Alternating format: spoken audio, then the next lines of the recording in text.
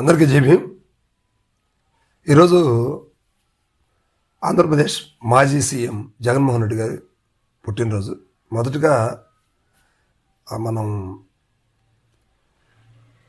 మాజీ ముఖ్యమంత్రి జగన్మోహన్ రెడ్డి గారికి జన్మదిన శుభాకాంక్షలు తెలియజేసుకుంటున్నాం మన బెన్ తెలుగు టీవీ ఛానల్ తరఫున.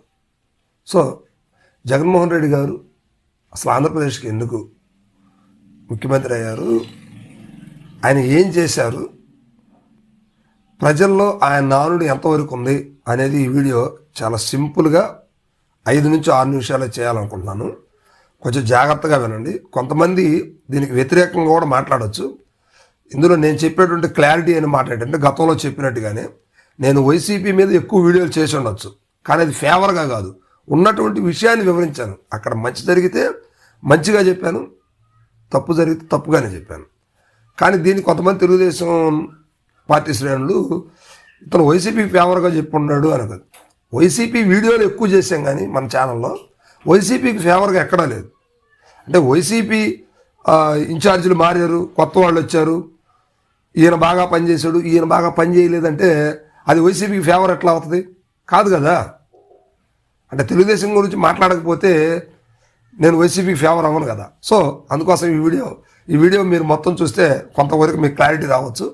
సో నేను జగన్మోహన్ రెడ్డి గారికి చెప్పాలనుకున్న అంశం ఏంటంటే సింపుల్గా 4 మాటల్లో చెప్పేస్తాను. గతంలో భారతదేశానికి స్వతంత్రం వచ్చిన దగ్గర నుంచి కావచ్చు, అంతకు ముందు కావచ్చు, జగన్మోహన్ రెడ్డి ప్రభుత్వ స్టార్టింగ్ అంటే 2019 వరకు ప్రతి ఒక్క పథకాలు కావచ్చు, ప్రభుత్వ ఆస్తులు కావచ్చు, ప్రభుత్వ భూములు కావచ్చు, ఏకంగా ప్రభుత్వాన్ని నియమించినటువంటి వ్యక్తులు పెద్దవాళ్ళు అనబడేటువంటి వాళ్ళు ఈ దేశంలో.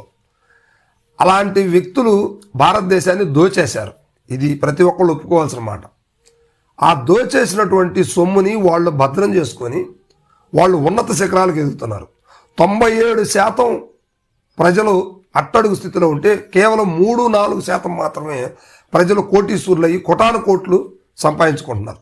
ఇది మనందరికీ తెలిసినటువంటి విషయం. సో దాన్ని బేస్ చేసుకుని జగన్మోహన్ రెడ్డి గారు ఇప్పటి వరకు అన్ని జాతులు అందరూ అంటే ఉన్నత వర్గాలు దోచేసుకున్నారు. ప్రజలకి ఏదో ఒకటి చేయాలనే ఉద్దేశంతో అనుకున్నారేమో తెలియదు, కానీ నా ఆలోచన ప్రకారం అయితే జగన్మోహన్ రెడ్డి గారు అందుకే సామాన్యునికి లిక్విడ్ రూపంలో క్యాష్ అకౌంట్స్కి కొట్టడం జరిగింది.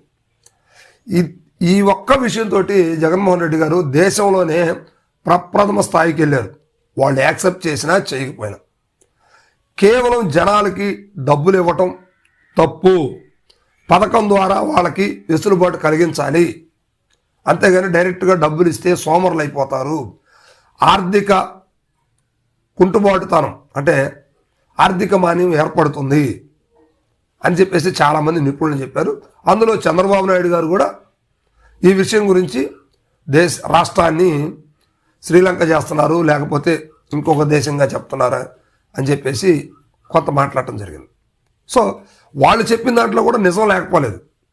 ప్రజలకు ఊరికనే ఇస్తే అన్ని నష్టాలే జరుగుతాయి. కానీ జగన్మోహన్ రెడ్డి గారి ఏకైక లక్ష్యం ఏంటంటే సామాన్యుడికి ఏదో విధంగా ఎంతో కొంత నేను చెయ్యాలి అనేది జగన్మోహన్ రెడ్డి గారి ఆలోచన. సో అందుకే జగన్మోహన్ రెడ్డి గారు టార్గెట్ మహిళలను తీసుకున్నారు. మహిళలంతా కూడా జగన్మోహన్ రెడ్డి గారికి ఫుల్ సపోర్ట్. స్టిల్ ఈరోజు జగన్ గారి బర్త్డే సందర్భంగా కూడా చాలామంది, నేను నిన్నటి నుంచి కొంతమందిని రివ్యూ చేస్తూ ఉన్నాను, కొంతమందితో మాట్లాడుతూ ఉన్నాను. పచ్చి టీడీపీ అనబడేటువంటి మహిళలు కూడా, టీడీపీ నాయకులు అనబడేటువంటి వాళ్ళ ఇళ్లలో కూడా జగన్మోహన్ రెడ్డి గారికి అభిమానులు ఉన్నారంటే అతిశయోక్తి లేదు. ఎందుకంటే ఎవరితో పని లేకుండా సచివాలయం దగ్గరికి వెళ్ళేసి నా పరిస్థితి అని రాపించుకొని చేసినటువంటి ప్రతి ఒక్క మహిళకు కూడా పూర్తి స్థాయిలో పథకాలు అందుబాటులోకి వచ్చాయి. వాళ్ళందరూ కూడా ఆ లబ్ధిని అనుభవించిన పరిస్థితి ఉంది. అలాంటప్పుడు జగన్మోహన్ రెడ్డి గారి మీద ఇష్టం లేకుండా ఎలా ఉంటుంది? ఇది జగన్మోహన్ రెడ్డి గారికి వ్యతిరేకులు కావచ్చు, జగన్మోహన్ రెడ్డి అభిమానులు కావచ్చు, మీడియేటింగ్ పర్సన్స్ కావచ్చు, విశ్లేషకులు కావచ్చు, జర్నలిస్టులు కావచ్చు, ఎవరైనా కూడా ఈ మాటను ఒప్పుకొని తీరాలి. నిన్న జగన్మోహన్ రెడ్డి గారు ఓడిపోయినప్పుడు 2014లో ప్రతి ఒక్కరి నోటా కూడా ఒకటే మాట వినిపించింది. నేను చాలా చోట్ల కూడా ఆశ్చర్యపోయాను. జగన్మోహన్ రెడ్డి ఓడిపోవటం ఏంటి? చంద్రబాబు నాయుడు గెలిచాడు, ఓకే మంచిదే. చంద్రబాబు నాయుడు గారు గెలిచారు, సీనియర్ నాయకులు, ఆయన 4వ సారి ముఖ్యమంత్రిగా అధిష్టానంలో కూర్చున్నారు, మంచిదే. కానీ జగన్మోహన్ రెడ్డి గారు ఓడిపోవటం ఏంటనేది కొంత అవాక్కయ్యే మాటలు ఈ 1.5 సంవత్సరం 2 సంవత్సరాల నుంచి జరుగుతూనే ఉన్నాయి. సరే, ఈవీఎం ట్యాంపరింగ్ జరిగిందా, జగన్మోహన్ రెడ్డి కావాలని ఓడించారా, ఈ విషయాలను పక్కన పెడితే జగన్మోహన్ రెడ్డి గారికి వ్యతిరేకత వచ్చింది ఉన్నత వర్గాల నుంచి. అంటే ఓసీ సామాజిక వర్గం నుంచే ఎంతో కొంత వ్యతిరేకత ఉంది, కానీ ఎస్సీ ఎస్టీ బీసీ మైనార్టీల్లో జగన్మోహన్ రెడ్డి గారికి ఎటువంటి వ్యతిరేకత లేదనేది నా ఉద్దేశం, ఈ వీడియో ఉద్దేశం. అంతేగాని ఇది జగన్మోహన్ రెడ్డి గారి ఫేవర్ కాదు. ఎందుకంటే జగన్మోహన్ రెడ్డి గారు ఏం చేశారు, ఎలా చేశారు అనే దాని మీదే అంశం.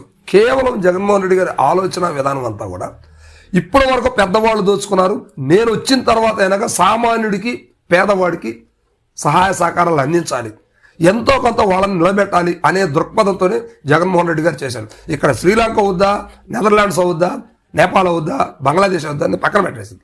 పాకిస్తాన్ అయినా ఏం పర్వాలేదు, పేదవాళ్ళకి ఎంతో కొంత నష్టం జరగాలి. ఇప్పుడు వరకు జరిగిన నష్టం కంటే ఇదేం పెద్దదేం జరగదు అనే ఒక మొండి వైఖరితోటి జగన్మోహన్ రెడ్డి గారు పాలన సాగించారు. అయితే జగన్మోహన్ రెడ్డి గారు కేవలం పేదలకు డబ్బులు ఇచ్చారనే ఉద్దేశంతోనే నేటి పరిపాలన ఉన్నటువంటి కూటమి ప్రభుత్వం రకరకాలుగా విమర్శించినప్పుడు కూడా జగన్మోహన్ రెడ్డి ఎక్కడ కూడా తగ్గలేదు. కారణం ఏంటంటే పేదలకి ఇస్తున్నాను అనే ఒక బలమైన దృఢమైన సంకల్పంతో ఆయన ముందుకు సాగారు. ఇక తర్వాత జగన్మోహన్ రెడ్డి గారి పాలనలో నాకు అత్యంత ఇష్టమైనటువంటి 2-3 పథకాలు నేను చెప్పాలనుకుంటున్నాను. ఎందుకంటే కార్పొరేట్ స్కూల్స్కి ధీటుగా నాడు నేడు అనే పేరుతోటి ఒక స్కూల్స్ని ఒక చరిత్రాన్ని చెప్పవచ్చు అనమాట. స్కూల్స్ని పూర్తి స్థాయిలో తిరగరాసినటువంటి వ్యక్తి జగన్మోహన్ రెడ్డి గారు. నాడు నేడు పథకం ద్వారా కొన్ని వందల వేల కోట్లతోటి ప్రభుత్వ పాఠశాలని సూపర్గా చేశారంటంలో ఎటువంటి అతిశయోక్తి లేదు. ఇక అక్కడ చదువు చెప్పేటువంటి టీచర్స్కి, ఉపాధ్యాయులకు కూడా ఒక టార్గెట్ని నియమిస్తూ వారు ఈ విధంగా ఉండాలి, ఈ విధంగా ఉండాలని ఒక సిస్టమేటిక్గా తీసుకొచ్చినటువంటి వ్యక్తి జగన్మోహన్ రెడ్డి గారే. ఆ తర్వాత గాంధీ గారు కలలుగన్నటువంటి స్వతంత్రం అంటాం కదా మనం, దేశానికి పట్టుకొమ్మలు పల్లెసీమలు అని చెప్పేసి గాంధీ గారు చెప్పినటువంటి మాటని ఒకసారి గుర్తు చేసుకుంటే మనం గ్రామ స్వరాజ్యం కావాలనేది ఆయన ఉద్దేశం. మరి గ్రామ స్వరాజ్యం ఎప్పుడైంది? ఇప్పటికి నేటికి కూడా ఎంఆర్ఓ ఆఫీస్కి వెళ్ళి క్యాస్ట్ ఇన్కమ్ సర్టిఫికేట్ తెచ్చుకోవాల్సిన పరిస్థితి. ఎన్టీ రామారావు గారు రాకముందు అయితే తాలూకాకి వెళ్ళి తెచ్చుకోవాల్సిన పరిస్థితి. తాలూకా అంటే మినిమం 100 కిలోమీటర్ల డిస్టెన్స్లో ఆ పరగాన ఉండేటువంటి పరిస్థితులు. అలాంటి పరిస్థితి నుంచి ఎన్టీ రామారావు గారు మండలాలు చేసి దాన్ని తగ్గేయటం జరిగింది. ఆ తర్వాత జగన్మోహన్ రెడ్డి గారు టైం దాకా కూడా, అంటే 2019 దాకా కూడా మండల ఆఫీస్కి వెళ్ళాల్సిన పరిస్థితి ఉంది. దాన్ని కుదించి ఇంకా తగ్గించి ప్రజలకి పాలన ఇంకా చేయూత కావాలంటూ ఏం చేశారు, గ్రామంలోనే ప్రతి అవసరాన్ని కూడా ప్రభుత్వ పథకాల నుంచి తీర్చేటువంటి పరిస్థితులు జగన్మోహన్ రెడ్డి గారు తీసుకొచ్చారు. సో గ్రామ స్వరాజ్యం ఒక రకంగా తీసుకొచ్చినటువంటి వ్యక్తి, సచివాలయాల ద్వారా నిర్మితమైనటువంటి చేసినటువంటి వ్యక్తి జగన్మోహన్ రెడ్డి గారు. ఈ 2 పథకాలు చాలా విస్తృతంగా ప్రభావితం చేసే జగన్మోహన్ రెడ్డి గారి మీద.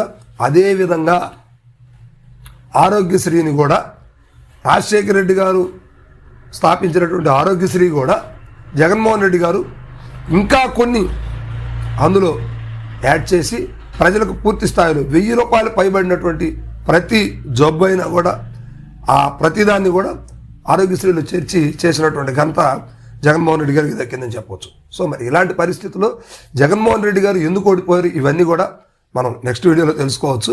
సరే, ఇప్పుడు మనం కావాలనుకుంటుంది ఏంటంటే జగన్మోహన్ రెడ్డి గారు ఎందుకు ఆదరించారు, ఎందుకు ఇష్టపడ్డారు అనే అంశం మీద మాత్రమే ఈ వీడియో చేయడం జరుగుతుంది. కేవలం పేదల్ని అభివృద్ధి చేయటంలోనే దేశం రాష్ట్రం ఎలా అయిపోయినా పర్వాలేదు, పేదలకి ఏదో విధంగా సహాయం అందించాలనే ఉద్దేశంతోనే జగన్మోహన్ రెడ్డి గారు ఒక అడుగు వేయటం జరిగింది. దీన్ని ప్రతి ఒక్కళ్ళు కూడా గమనించాలి.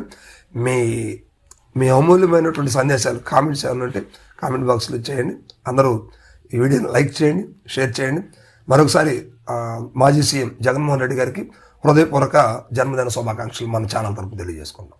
Thank you.